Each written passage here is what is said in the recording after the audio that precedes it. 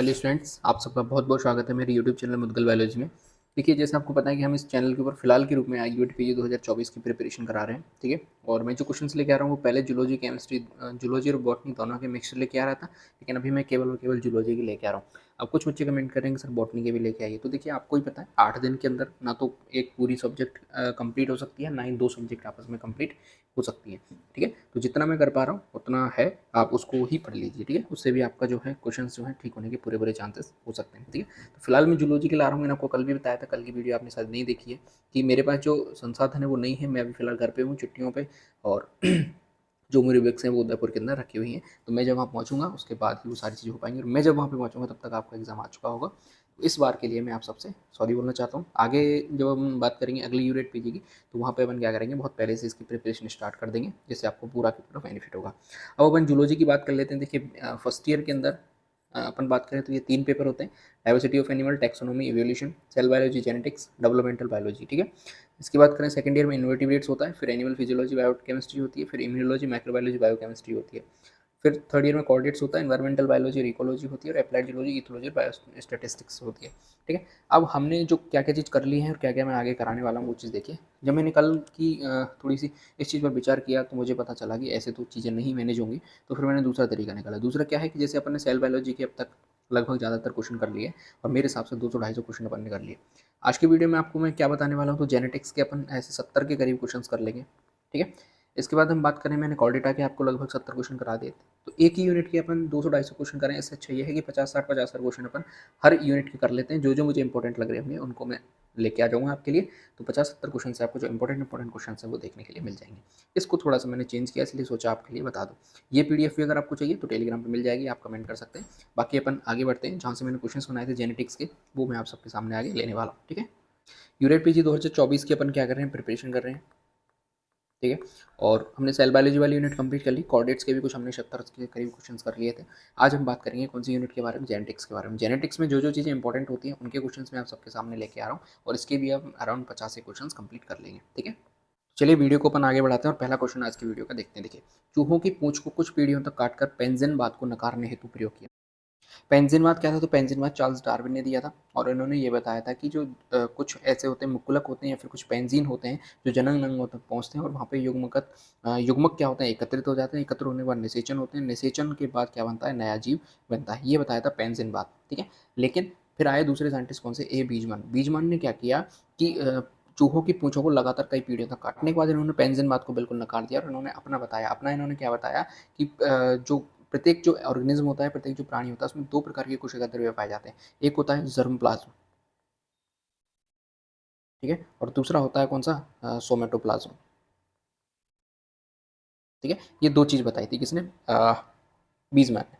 तो पेंजिनवाद को नकारने वाले साइंटिस्ट कौन से थे, और चूहों की पूंछों को कुछ पीढ़ियों तक काटा कौन से वाले साइंटिस्ट थे, बीजमैन ये साइंटिस्ट थे। ठीक है, ये चीज़ हो गई। आगे बात करते हैं। देखिए, मादाओं द्वारा स्रावित रजोस्राव वीर्य ही होता है, ये मत था। यानी कि ये चीज़ किसने बताई थी कि जो मेंस्ट्रुअल फ्लूइड होता है वो फीमेल्स का क्या होता है, एक प्रकार का सीमन ही होता है। किसने बताया था, राइट ऑप्शन की बात कर लें तो ये चीज़ बताई थी किसने, अरस्तु ने बताई थी। बहुत अच्छा क्वेश्चन है, आ सकता है।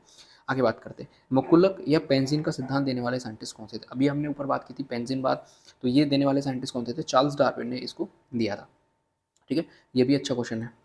बेसिक जेनेटिक्स चल रही है अभी यहाँ पे। ठीक है, आगे बात करते हैं। देखिए, जीन प्रारूप लक्षण प्रारूप की अवधारणा के प्रस्तुतकर्ता कौन थे, concept of genotype and phenotype किसने प्रपोज किया था। तो कौन से थे इसको प्रस्तुत करने वाले, आप सब जानते हैं कौन है, जोहान्सबर्ग ने इसको क्या किया था, प्रपोज किया था। आगे बात करते हैं, पौधों में सर्वप्रथम लैंगिक प्रजनन का वर्णन किसने किया था, यानी कि सेक्सुअल रिप्रोडक्शन होता है किसके अंदर, प्लांट्स के अंदर, ये सबसे पहले किसने डिस्क्राइब किया था। तो इसकी राइट ऑप्शन की बात करें तो आर कैमेरियस नाम के साइंटिस्ट थे जिन्होंने सबसे पहले इसको बताया था। ये भी अच्छा क्वेश्चन है। ये जो फैक्ट वाले क्वेश्चन होते हैं यहाँ से आने के चांसेस होते हैं, तो आप इनको ध्यान से बढ़िएगा। आगे बात करते हैं। देखिए, पूर्व रचना सिद्धांत के समर्थक कौन है, द थ्योरी ऑफ परफॉर्मेशन बाज सपोर्टेड बाई, कौन थे, इसको समर्थन करने वाले कौन थे, तो मेलपीगी थे, बोनेट थे, हेलर थे, या फिर उपरोक्त सभी थे। इसके राइट ऑप्शन की बात करें तो तीनों के तीनों साइंटिस्ट ऐसे हैं जिन्होंने इसके समर्थन किया था। ठीक है, आगे बात करते हैं। देखिए, जॉन मेंडल के कार्यों की पुनः खोज किसने की, यानी कि जॉन मेंडल थे, उन्होंने बहुत अपने जीवन के अंदर मेहनत करी, और मेहनत करने के बाद उनको उस मेहनत का श्रेय भी नहीं मिला। ठीक है, लेकिन कुछ साइंटिस्ट बाद में आए, उन्होंने अपने एक्सपेरिमेंट किया। अपने एक्सपेरिमेंट करने के बाद उन्होंने जॉन मेंडल के जो एक्सपेरिमेंट थे उनके रिपोर्ट्स को पढ़ा, और पढ़ने के बाद वो चीज़ उन्हें महसूस हुई कि जो चीज़ हम आज बता रहे हैं वो चीज़ जॉन मेंडल बहुत पहले ही बता चुके थे। तो वो कौन से साइंटिस्ट थे, कार्ल कारंस थे, शर्मैक थे, डी वरीज थे, या फिर उपरोक्त सभी थे। तो इसमें भी ये जो तीनों साइंटिस्ट हैं इन्होंने जेनेटिक्स के अंदर जॉन मेंडल के कार्य को सराहा और उन्होंने उसको आगे बढ़ाया। ठीक है, आगे बात करते हैं। देखिए, उपार्जित लक्षणों का सिद्धांत प्रतिपादित किया था, यानी कि the theory of inheritance of acquired characters किसने प्रपोज की थी? बहुत अच्छा क्वेश्चन है। बीजमैन ने लेके आए थे, डार्विन ने बताया था, लामार्क ने बताया था, या फिर स्वामडर्म ने बताया था। राइट ऑप्शन की हम यहाँ पे बात करें तो लेमार्क नाम के साइंटिस्ट ने बताया था कि उपार्जित लक्षणों की क्या होती है, वंशागति होती है। यानी कि कोई एक जीव है जिसने कोई एक अपनी ज़िंदगी के अंदर कोई कैरेक्टर एक्वायर्ड कर लिया, उस एक्वायर्ड कैरेक्टर का आगे चल के क्या होगा, इनहेरिटेंस होगा, यानी कि वो चीज़ उसके पीढ़ियों में भी दिखाई देगी। ये बात किसने बताई थी? लेमार्क ने बताई थी। आगे बात करते हैं, पूर्व रचना सिद्धांत के प्रवर्तक कौन है, यानी कि प्रोपाउंडर कौन है परफोरेशन थ्योरी के? कौन थे? पाइथागोरस थे, अरस्तु थे, स्वामडर्म थे, या फिर बोनेट थे? राइट ऑप्शन की बात करें तो स्वामडर्म इसका करेक्ट आंसर हो जाएगा। ये फैक्ट वाले क्वेश्चन है, फिर से मैं आपको बता रहा हूँ, आने के पूरे चांसेस रहते हैं। बाष्प एवं तरल सिद्धांत के प्रतिपादक कौन थे, यानी कि वेपर ऑफ फ्लूइड थ्योरी किसने प्रपोज की थी? पाइथागोरस ने की थी, अरस्तु ने की थी, आर डी ग्राफ ने करी थी, हार्वे हार्वे नाम के साइंटिस्ट ने करी थी। ये जो साइंटिस्ट थे कौन से थे? पाइथागोरस ने इसको क्या किया था, प्रपोज किया था या फिर बताया था। ठीक है, आगे बात करते हैं। देखिए, ये बेसिक जेनेटिक्स के क्वेश्चन थे। अब अपन थोड़ा सा आगे बढ़ते हैं। अगला जो टॉपिक है वो है आपका गुणसूत्रीय उत्परिवर्तन, यानी कि क्रोमोसोमल म्यूटेशंस। म्यूटेशंस पे अब आपको क्वेश्चन देखने के लिए मिलेंगे। चलिए, पहला क्वेश्चन देखिए, प्राणियों में बहुगुणिता का उदाहरण होता है, यानी कि पॉलीप्लॉइडी इन एनिमल्स का एग्जाम्पल कौन सा है? हनी बी है, वेस्प है, ब्राइन श्रिम्प है, या फिर कटल फिश है? राइट ऑप्शन की हम यहाँ पे बात कर लें तो जो ब्राइन श्रिम्प होता है उसके अंदर पॉलीप्लॉइडी हमें देखने को मिलती है। आगे बात करते हैं, डाउन सिंड्रोम का गुणसूत्र संख्या कौन सी होती है? कौन सी होती है? 12 स्क्वायर, 12 2n+1, 12 2n-2, 12 2n+2, या फिर 2 2n-1? राइट ऑप्शन की बात कर ले हम यहाँ पे तो 12 2n+1 होता है। ये बिल्कुल अलग तरीके से क्वेश्चन पूछा गया है, ध्यान रखिएगा। ठीक है, चलिए आगे बात करते हैं। टर्नर सिंड्रोम हेतु गुणसूत्र संख्या होती है। अब इसने टर्नर सिंड्रोम के लिए हमसे क्रोमोसोम का नंबर पूछा है। 46 होता है, 44.x होता है, 44+y होता है, 44 प्लस डबल एक्स वाई होता है। ठीक है, बहुत सिंपल सा क्वेश्चन है, आपको पता है क्या इसका राइट आंसर आएगा? बी इसका करेक्ट आंसर हो जाएगा, यानी कि एक जो बाई क्रोमोसोम होता है उसकी क्या हो जाती है, कमी हो जाती है। चलिए, अगला क्वेश्चन देखिए, मोलर ने ड्रोसोफिला में उत्परिवर्तन लाने हेतु कौन सा उत्परिवर्तन प्रयुक्त किया था? ये कौन सा ऐसा म्यूटेशन था जिसको यूज़ किया था मोलर ने म्यूटेशन को इंड्यूस करने के लिए ड्रोसोफिला के अंदर? कॉल्चिसिन था, मस्टर्ड गैस थी, फिनोल था, या फिर एक्सरेज थी? राइट ऑप्शन की बात करें हम यहाँ पे तो एक्सरेज इसका क्या हो जाएगा, करेक्ट आंसर हो जाएगा। आगे बात करते हैं। देखिए, उत्परिवर्तित श्वेत नेत्र वाली ड्रोसोफिला निम्न में से किस वैज्ञानिक ने प्राप्त की थी? यानी कि which scientist found white I Drosophila, यानी कि सबसे पहले उनकी आइस को क्या किया, म्यूटेशन किया। म्यूटेशन करने के बाद वो जो ड्रोसोफिला थी उसका कलर कैसा आया था, उसकी आइस का कलर कैसा था, वाइट था। तो ये किसने एक्सपेरिमेंट करके प्राप्त किया था? मॉर्गन ने किया था, मेंडल ने किया था, मुलर ने किया था, या फिर ब्लैक सी एल ने किया था?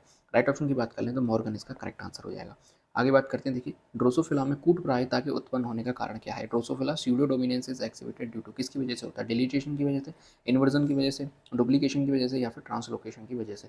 राइट ऑप्शन की बात कर लें तो डिलीशन इसका करेक्ट आंसर हो जाएगा। बहुत ही अच्छा क्वेश्चन है। आगे बात करते हैं। देखिए, उत्परिवर्तन सिद्धांत के परिवर्तन में किस पादप का महत्व अधिक है? Which plant is more important in developing mutation theory? उत्परिवर्तन सिद्धांत के परिवर्तन में किस पादप का महत्व अधिक होता है? टेट्रियम क्लोरोल, ओइनोथोरो लेमेरिकियाना, पाइसम सटाइवम, या फिर रेफिनस सटाइवस? बहुत अच्छा क्वेश्चन है, इसका जो राइट आंसर रहेगा वो ओइनोथोरो लेमार्कियाना रहेगा। ठीक है, आगे बात करते हैं। देखिए, रेफेनोब्रेसिका की कायिक कोशिका का गुणसूत्रीय संगठन होगा, यानी कि क्रोमोजोमल ऑर्गेनाइजेशन बताना है हमें सोमेटिक सेल का, किसकी? रेफेनोब्रेसिका की। तो 9r+9r dash, 18r+18r dash, 18r+18 we, या फिर 18b+18b डैश?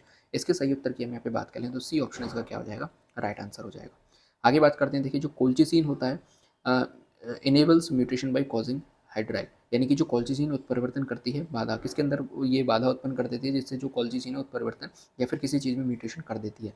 तो स्पिंडल के संगठन में, डीएनए रेप्लिकेशन में, गुणसूत्रीय कंडेंसेशन में यानी क्रोमोसोम कंडेंसेशन में, या फिर कोशिका यानी कि सेल प्लेट फॉर्मेशन में, स्पिंडल के ऑर्गेनाइजेशन में? तो किसमें ये बाधा उत्पन्न करती है? तो इसका जो सही आंसर रहेगा ए ऑप्शन क्या रहेगा, करेक्ट हो जाएगा।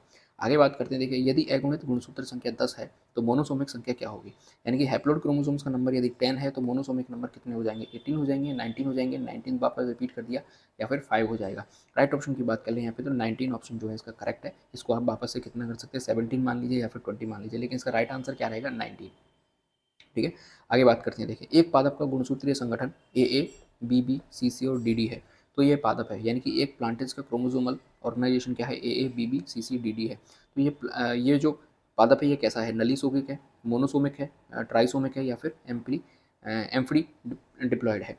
ठीक है, इसके सही उत्तर की हम यहाँ पे बात कर लें तो ये कैसा है, एम्पी डिप्लॉयड है। ठीक है, आगे बात करते हैं। देखिए, निम्न में से एन्यूप्लॉइड नहीं है, एन्यूप्लॉइड कौन सा इनमें से नहीं है? मोनोप्लॉइड होगा, ट्राइसोमिक रहेगा, 2n-1 होगा, या फिर 2n+2 रहेगा? राइट ऑप्शन की बात कर ले हम यहाँ पे, तो जो मोनोप्लॉइड होते हैं वो एनिप्लॉइड नहीं होते। आगे देखें, देखिए मनुष्य में किस गुणसूत्र संख्या की अधिकता के एडवर्ड सिंड्रोम होता है, यानी कि हमें ये बताना है कि कौन से नंबर की क्रोमोसोम्स की यदि अधिकता हो जाए तो उसको एडवर्ड सिंड्रोम अपन कह सकते हैं। 46+X होता है, 46+18 नंबर का क्रोमोसोम्स होता है, 46+13 नंबर का क्रोमोसोम्स होता है, या फिर 46+21 नंबर का क्रोमोसोम्स होता है। राइट ऑप्शन की बात कर ले हम यहाँ पे, तो 46+18 नंबर का जो क्रोमोसोम्स होता है उसकी क्या हो जाती है, अधिकता हो जाती है। 18 नंबर का क्रोमोसोम क्या हो जाता है, एक्स्ट्रा हो जाता है, उसकी क्या हो जाती है, ट्राइसोमी हो जाती है, उसे अपन क्या कहते हैं, एडवर्ड सिंड्रोम कहते हैं। आगे बढ़े, देखिए मनुष्य में पटाउ सिंड्रोम का कारण है गुणसूत्र संख्या का अधिक होना। फिर से इसने पूछा है हमसे कि पटाउ सिंड्रोम में कौन सा जो क्रोमोसोम्स है वो एक्सेस अमाउंट के अंदर आ जाता है। तो इसमें जो है वो 30 नंबर की क्रोमोसोम्स की क्या हो जाती है, एक्सेसिव अमाउंट में आ जाता है। तो इसका जो राइट आंसर होगा वो 46+13 होगा। तो ये दोनों क्वेश्चन आप ध्यान रखिएगा, क्योंकि जेनेटिक डिसऑर्डर से क्वेश्चन बनते हैं। आगे बात करते हैं, देखिए नर मनुष्य में एलोसोम होते हैं, या कि मेल के अंदर एलोसोम्स कौन से होते हैं, XX होते हैं, XY होते हैं, X0 होता है, या फिर Y0 होता है। तो आप सबको पता है मेल के अंदर जो पाए जाते हैं वो कौन से होते हैं, XY क्रोमोसोम्स प्रेजेंट होते हैं, जो कि सेक्स का डिटर्मिनेशन भी करते हैं। आगे बात करते हैं, देखिए main characters of Patau syndrome. Patau syndrome के मेन कैरेक्टर्स कौन से होते हैं, जन्म से बच्चा बहरा होता है, तालु प्रतोष्ठ प्रकार का होता है, इनकी जीव उसकी कटी हुई होती है, अंगुलियां 5 से अधिक होती हैं, या फिर उपरोक्त सभी होते हैं। तो राइट ऑप्शन की बात कर लें तो ये तीनों की तीनों कैरेक्टर्स किसके हैं, पटाउ सिंड्रोम के होते हैं। आगे बात करते हैं, देखिए एडवर्ड सिंड्रोम के प्रमुख कारण कौन से हैं, main characters of Edward syndrome कौन से होते हैं। देखिए कान छोटे साइज के हो जाते हैं, स्टर्नम छोटा हो जाता है, नाक एलिफेंट समान हो जाती है, या फिर उपरोक्त सभी। तो ये भी हमें पता है तीनों की तीनों कैरेक्टर्स किसके हैं, पटाउ सिंड्रोम के हैं, सॉरी एडवर्ड सिंड्रोम के हैं।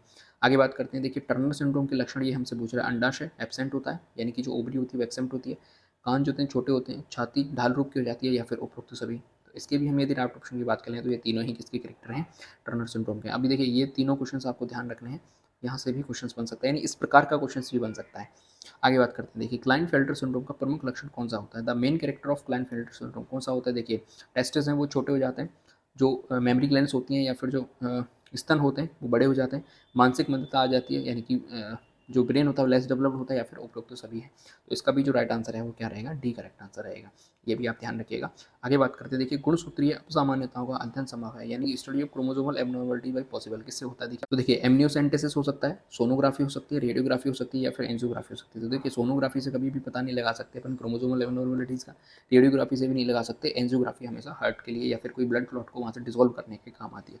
तो एक बचता है हमारे पास कौन सा, एमनियोसेंटेसिस। एमनियोसेंटेसिस होता क्या है, जब भ्रूण या फिर जो एम्ब्रियो बच्चा पेट के अंदर होता है तो वहाँ से एमनियो फ्लूइड लिया जाता है, और उसको अपन लैब के अंदर चेक करते हैं, तो वहाँ से हमें क्रोमोसोमल एबनॉर्मलिटीज़ का पता चलता है। ठीक है, तो ये 20 क्वेश्चन हमने इसके कर लिए। अगला अब देखिए ये जो अपने क्वेश्चन आने वाले हैं वो किसने हैं, लिंकेज के क्वेश्चन हैं, और किसके हैं, क्रॉसिंग ओवर के हैं।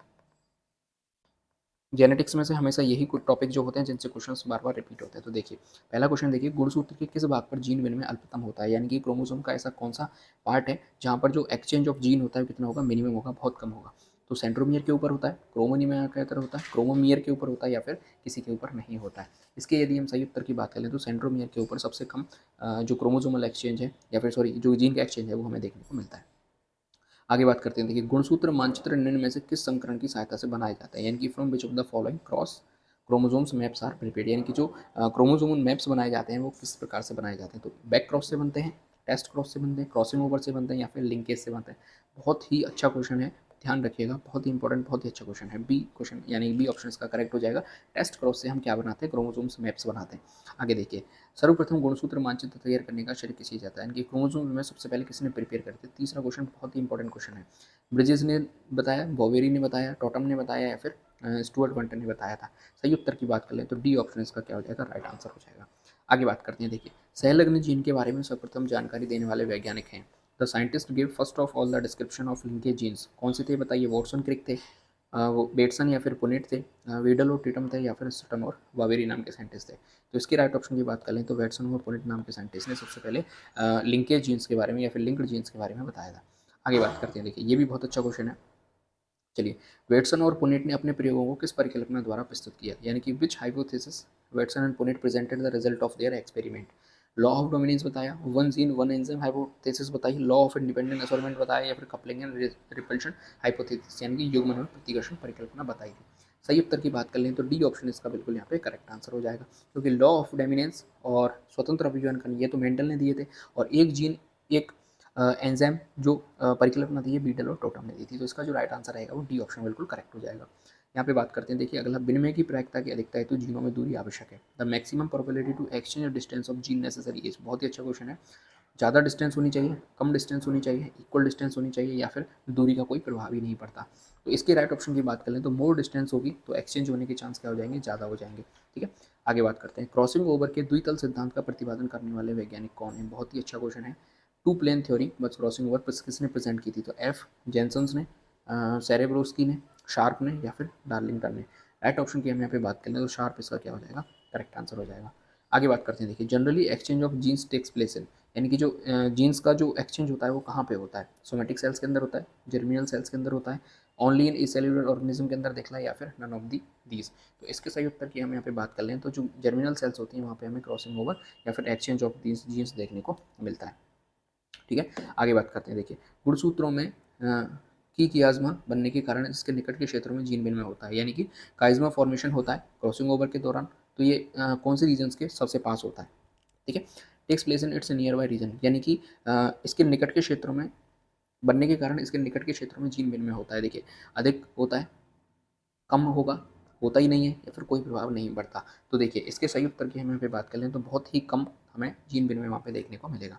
आगे बात करते हैं, देखिए कायिक कोशिकाओं में होने वाला विनिमय क्या कहलाता है, crossing over occurring in somatic cells called, यानी कि जो सोमेटिक सेल्स के अंदर जो क्रॉसिंग ओवर होता है वो क्या कहलाता है, माइटोटिक होता है, मियोटिक होता है, विषम युग्मजी यानी कि हेट्रोगाइमस होता है, या फिर होमोगाइमस होता है यानी कि समयुग्मजी होता है। तो होमोजाइगस, ठीक है, हेट्रोजाइगस और होमोजाइगस होता है। इसके सही उत्तर की हम यहाँ पे बात करें तो इसका जो ए ऑप्शन है बिल्कुल यहाँ पे करेक्ट आंसर हो जाएगा, यानी माइटोटिक इसका करेक्ट उत्तर है।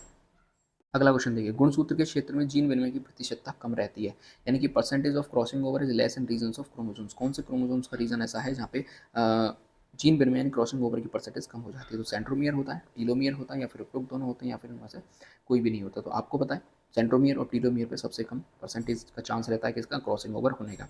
आगे बात करते हैं, देखिए एक क्रॉस ओवर का दूसरे क्रॉस ओवर पर पड़ने वाला प्रभाव क्या कहलाता है, यानी कि एक क्रॉस ओवर दूसरे क्रॉस ओवर के ऊपर लाइन कर जाता है, इसे अपन क्या कहते हैं, इंटरफेरेंस कहते हैं, कोइंसिडेंस कहते हैं, दोनों ही कहते हैं, या फिर उपरोक्त में से कोई भी चीज़ नहीं कहते।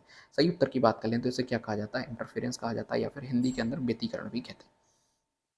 अच्छा क्वेश्चन है, ध्यान रखिएगा।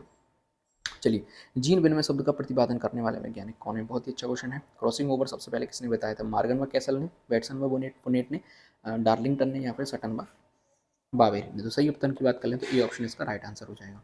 आगे बात करते हैं, देखिए मेंडल में नियमों का अपवाद है, कौन सा ऐसा अपवाद है जो मेंडल थ्योरी के अंदर नहीं काम करता, स्वतंत्र अपव्यय है, प्रवाहिकता है, सैलघनता है, या फिर यौगिकों की शुद्धता है। तो बहुत ही अच्छा क्वेश्चन है। सैलघनता है यानी लिंकेज है, इसकी जो व्याख्या थी वो मेंडल नहीं कर पाए, यानी कि ये मेंडल के नियमों के उल्टा चलता है, यानी कि उनको ये फॉलो नहीं करता,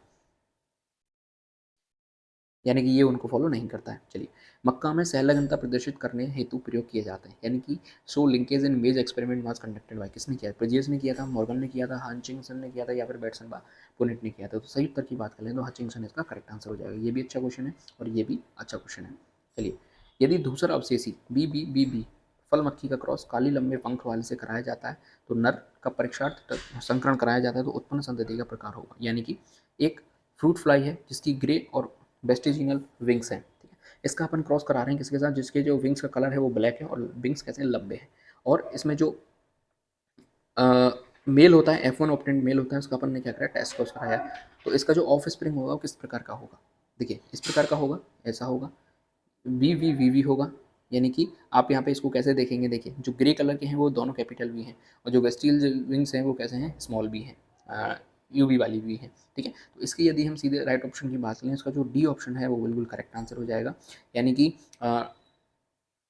इस प्रकार के। और यदि हम वेस्टिजियल्स तो इसके क्या पाए जाएंगे, विंग्स पाए जाएंगे, ठीक है। और यहाँ पे हम यदि बात करें तो ब्लैक हो सकते हैं, या फिर इसके जो विंग्स हो सकते हैं वो कैसे हो सकते हैं, लॉन्ग विंग्स हो सकते हैं, ठीक है। चलिए आगे बात करते हैं, हचिंसन द्वारा मक्का में प्रतिकर्षण हेतु क्रॉस किया गया था, यानी कि in maize to see repulsion Hutchinson made है क्रॉस ऑफ, किस प्रकार से क्रॉस किया था, तो ये भी उत्तर है जो इसका सी ऑप्शन आ जाएगा। ऐसे क्वेश्चन आते हैं तो आपको ये सॉल्व करके देखने होते हैं वहाँ पे, ठीक है। चलिए, निम्न में से किसकी आवृत्ति अधिकतम पाई जाती है, यानी कि from the following frequency of which is found maximum, एकल जीन विनिमय की, द्विगुणित जीन विनिमय की, बहुगुणित जीन विनिमय की, या फिर इनमें से कोई नहीं। सही उत्तर की बात कर लें तो ए ऑप्शन क्या हो जाएगा, करेक्ट आंसर हो जाएगा। आगे बात करते हैं, देखिए जीन विनिमय की इकाई है unit of cross over is, बहुत ही अच्छा क्वेश्चन है कि क्रॉस ओवर की यूनिट कौन सी होती है, सेंटीमॉर्गन होती है, डेसीमॉर्गन होती है, सेंटी सिस्ट्रॉन होती है, या फिर डेसी सिस्ट्रॉन होती है। सही उत्तर की बात करें तो सेंटीमॉर्गन इसका सही उत्तर हो जाएगा। आगे बात करते हैं, देखिए एक समजात गुणसूत्र युग्म में एक कियास्मा बना है तो क्रॉसओवर की प्रतिशतता कितनी होगी, यानी कि एक होमोलोगस पेयर ऑफ क्रोमोसोम्स है जिसके अंदर एक कियास्मा का क्या हुआ, फॉर्मेशन हुआ है, तो क्रॉस ओवर की परसेंटेज कितनी हो जाएगी, 25% हो जाएगी, 50% हो जाएगी, 75 हो जाएगी या फिर 10% रहेगी। तो सही उत्तर की बात कर लें तो इसका सही उत्तर क्या रहेगा, 50% रहेगा। ठीक है, चलिए अगला जो अपना टॉपिक आने वाला है वो कौन सा, जेनेटिक डिसऑर्डर है, जेनेटिक डिसऑर्डर्स, क्योंकि यहाँ से भी क्वेश्चंस बनते हैं और अच्छे क्वेश्चंस बनते हैं वो यहीं से बनते हैं। ठीक है, देखिए टर्नर सिंड्रोम हेतु गुणसूत्र संख्या होती है, यानी कि chromosomes numbers of Turner syndrome, ये पहले भी पूछा गया है, फिर से ये पूछ लिया, तो कितनी होती है आपको पता है, एक एक्स क्रोमोसोम्स की कमी आ जाती है, तो जो नंबर्स बन जाता है वो क्या बनता है, 44 प्लस वाई। ठीक है, चलिए तो अगला क्वेश्चन अपन देखते हैं, टर्नर सिंड्रोम के मुख्य लक्षण क्या है, कि main characters of Turner syndrome कौन से हैं, तो अभी हम ऊपर भी पढ़ के आए थे, यही सारे क्वेश्चन वापस रिपीट हो गए, तो डी ऑप्शन इसका क्या हो जाएगा, करेक्ट आंसर हो जाएगा। इसी तरीके से अगला क्वेश्चन है कि main characters of Klinefelter syndrome, अभी हमने ये भी ऊपर पढ़ा था, तो इसका भी सही उत्तर क्या हो जाएगा, डी उत्तर हो जाएगा। आगे बात करते हैं, देखिए मानव में 45 गुणसूत्र यानी कि 44 प्लस एक्स जीरो होता है, यानी कि ये कौन सा सिंड्रोम हो गया, एडवर्ड सिंड्रोम हो गया, टर्नर सिंड्रोम हो गया, क्लाइनफेल्टर सिंड्रोम हो गया या फिर डाउन सिंड्रोम हो गया। तो ये आपको पता है एक मानव है, यानी कि वाई क्रोमोसोम्स की कमी आ गई, वाई क्रोमोसोम्स की कमी आ गई, इसका मतलब ये कैसा है, टर्नर सिंड्रोम यहाँ पे हो जाएगा। टर्नर सिंड्रोम में एक्स गुणसूत्र होते हैं, अभी आप देखिए इसके अंदर कितने एक्स क्रोमोसोम्स, तो एक एक्स क्रोमोसोम्स होता है, तो सही उत्तर इसका आ जाएगा कितना, एक। आगे बात करते हैं, देखिए मनुष्य में टर्नर सिंड्रोम उत्पन्न होते हैं, मनुष्य में टर्नर सिंड्रोम उत्पन्न होता है, Turner syndrome in human caused by polyploidy होता है, ऑटोसोमल एनिप्लॉइडी होता है, एनिप्लॉइडी होता है, लिंग गुणसूत्र एनिप्लॉइडी होता है या फिर बिंदु उत्परिवर्तन होता है। इसके सही उत्तर की बात कर लें तो इसमें लिंग गुणसूत्र यानी कि सेक्स क्रोमोसोम एनिप्लॉइडी हमें देखने को मिलता है। आगे बात करते हैं, देखिए क्लाइनफेल्टर सिंड्रोम में होते हैं, ये हमसे उसकी क्रोमोसोम्स नंबर की बात कर रहा है क्लाइनफेल्टर सिंड्रोम के अंदर, तो यदि हम इसके सही उत्तर की बात कर लें तो बात करते हैं एक्स एक्स वाई गुणसूत्र किस में पाए जाते हैं, डाउन सिंड्रोम में, सुपर फीमेल के अंदर, टर्नर सिंड्रोम में या फिर क्लाइनफेल्टर सिंड्रोम में, तो राइट ऑप्शन की बात कर लें तो इसका डी ऑप्शन करेक्ट आंसर हो जाएगा। आगे देखिए मनुष्य में किस रोग में एक अतिरिक्त गुणसूत्र पाया जाता है, in which disease man has an extra X chromosomes, Klinefelter syndrome, Down syndrome, Turner syndrome या फिर ब्रीजर सिंड्रोम, तो इसके अंदर क्या हो जाएगा, एक्स क्रोमोसोम्स की अधिकता आ जाती है, यानी कि क्लाइनफेल्टर सिंड्रोम क्या आ जाएगा, राइट ऑप्शन हो जाएगा। आगे बात करते हैं, निम्नलिखित में से कौन सा क्लाइनफेल्टर का लक्षण है, एक्स एक्स वाई है, एक्स है, एक्स वाई है, एक्स जीरो है, तो बिल्कुल एक एक्स क्रोमोसोम्स क्या आ जाता है, एक्स्ट्रा आ जाता है। ठीक है, यहाँ पे इसकी आंसर की भी दी हुई है, आपको ये पीडीएफ है टेलीग्राम चैनल पर मिल जाएगी। चलिए अगला जो अपना टॉपिक आने वाला है वो कौन सा है, सेक्स डिटर्मिनेशन है, सेक्स डिटर्मिनेशन है। तो जेनेटिक्स के अंदर जो इंपॉर्टेंट टॉपिक्स हैं उन सारे के सारे मैं आपको करा रहा हूँ, जिनसे आपको क्वेश्चंस बनने के चांसेस होते हैं।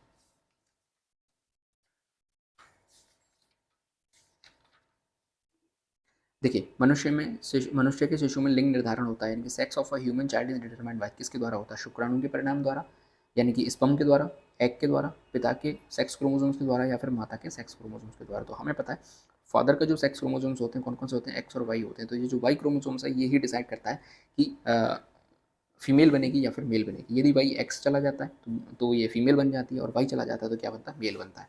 ठीक है, तो लिंग का निर्धारण करने वाला कौन होता है, पिता के जो सेक्स क्रोमोसोम्स है वो ही निर्धारित करते हैं। एक लड़की उसके एक्स गुणसूत्र प्राप्त करती है, यानी कि girls receive her x chromosomes from, कहाँ से प्राप्त करती है, उसके पिता से प्राप्त करती है, उसकी माता से प्राप्त करती है, दोनों माता पिता से प्राप्त करती है, फिर ना पिता से ना माता से। तो देखिए बहुत ही अच्छा क्वेश्चन है, जो गर्ल्स है उसके अंदर हमें पता है दोनों ही एक्स क्रोमोसोम्स पाए जाएंगे, तो एक एक्स आएगा उसकी माता से और दूसरा एक्स आएगा उसके फादर से, तो दोनों माता पिता से वो क्या करती है, प्राप्त करती है। आगे बात करते थे कि एक पुत्र उसका एक्स गुणसूत्र प्राप्त करता है, एक बॉडी, अब आपको ये पता होना चाहिए पुत्र है तो उसके अंदर क्या क्रोमोसोम्स होंगे, एक्स और वाई, तो उसकी माता से आया है, उसके पिता से आया है, दोनों माता पिता से आए हैं, ना तो माता से आया है ना ही पिता से आया है।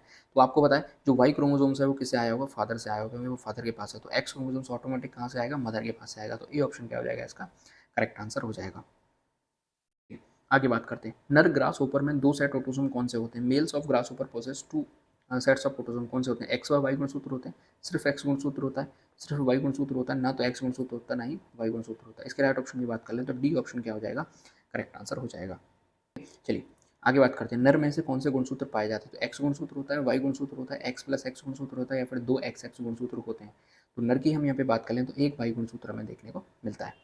ठीक है, चलिए लिंग गुणसूत्र निर्धारण करने वाले गुणसूत्र कौन से हैं, sex determining chromosomes are called, किनको क्या कहते हैं, ऑटोसोम्स कहते हैं, सेंट्रोसोम कहते हैं, हेट्रोसोम्स कहते हैं या फिर स्पीरोसोम्स कहते हैं। सही उत्तर की हम यहाँ पे बात कर लें तो इसको सेंट्रोसोम कहा जाता है, को सेंट्रोसोम कहते हैं या फिर एलोसोम्स भी कहा जाता है। चलिए आगे बात करते हैं, एक ड्रोसोफिला में दोनों नर व मादा लक्षण पाए जाते हैं, यानी एक fruit fly exhibit both male and female traits, उसको क्या कहेंगे, हेट्रोजाइगस कहेंगे, हेमीजाइगस कहेंगे, स्त्री पुरुषता कहेंगे या फिर लिंगता कहेंगे। सही उत्तर की बात कर लें तो उसे हेट्रोजाइगस कहा जाएगा। आगे बात करते हैं, देखिए मादा बोनेलिया के शुंड के पास स्थित बोनेलिया का लार्वा नर में परिवर्तित होता है क्योंकि बोनेलिया का जो लार्वा है वो settling near the proboscis of adult female develop into male टिट्यू। क्यों? शुंड के पास स्रावित पदार्थों द्वारा, वातावरण में उपस्थित CO2 द्वारा, वातावरण में उपस्थित ऑक्सीजन द्वारा या पानी में उपस्थित इलेक्ट्रोलाइट्स के द्वारा। सही उत्तर की बात कर लें अपन इसकी, ये ऑप्शन बिल्कुल करेक्ट आंसर आएगा। क्यों? क्योंकि जी उसका जो प्रोसेस होता है वहाँ से कुछ केमिकल सब्सटेंस निकलते हैं जिनकी वजह से जो नर का जो लार्वा होता है वो वहाँ की तरफ क्या होता है, अट्रैक्ट होता है। ठीक है, चलिए सामान्य मानव शुक्राणु में ऑटोसोम्स कितने पाए जाते हैं? 1 होते हैं, 2 होते हैं, 40 होते हैं या फिर 22 होते हैं? सही उत्तर की बात करें तो 22 पेयर के अंदर क्या पाया जाता है, नॉर्मली ऑटोसोम हमें देखने को मिलते हैं।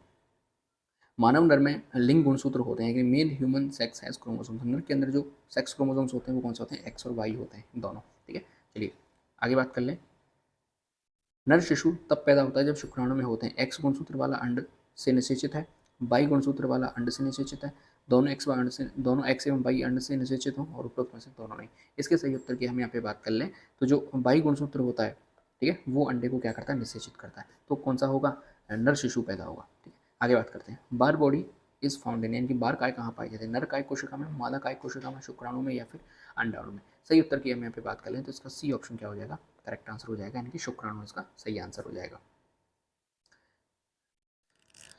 अगला क्वेश्चन देखिए, एक्स एक्स एक्स यानी कि double X X Y Y karyotype में बार का एवं वाई बिंदु होते हैं। तो देखिए जितने एक्स क्रोमोसोम्स होते हैं उनसे एक कम, यदि हम एक्स के नंबर्स में से एक माइनस कर दें तो उतने हमें बार बॉडी देखने को मिल जाएगी। तो देखिए इसमें टोटल एक्स कितने हैं, 1 2 3 4 5 5, यानी कि इसका सही आंसर होगा 4। और बाई बिंदु जो होते हैं उनको टोटली माना जाता है। इसका जो सही उत्तर है वो सी ऑप्शन करेक्ट हो जाएगा। इस तरीके से हमने आज जेनेटिक्स वाली यूनिट कंप्लीट कर ली। शाम को आपको अगली अपन देखते हैं कौन सी यूनिट्स में आपको कराने वाला हूँ, उसको आप वीडियो का इंतजार करिएगा। ठीक है, इसी के साथ वीडियो को खत्म कर लेते हैं। दोस्तों के साथ आप वीडियो को शेयर जरूर कर दें, और जब जैसे जैसे एग्जाम पास आएगा उससे पहले मैं आपको ये भी बता दूंगा कि पेपर को किस तरीके से सॉल्व करना होता है, अटैम्प्ट किस तरीके से करना होता है। वीडियो अच्छी लग रही है तो लाइक जरूर कर दें, चैनल को सब्सक्राइब कर दें, दोस्तों के साथ वीडियो को शेयर कर दें। देश से प्यार करें, माता पिता से प्यार करें।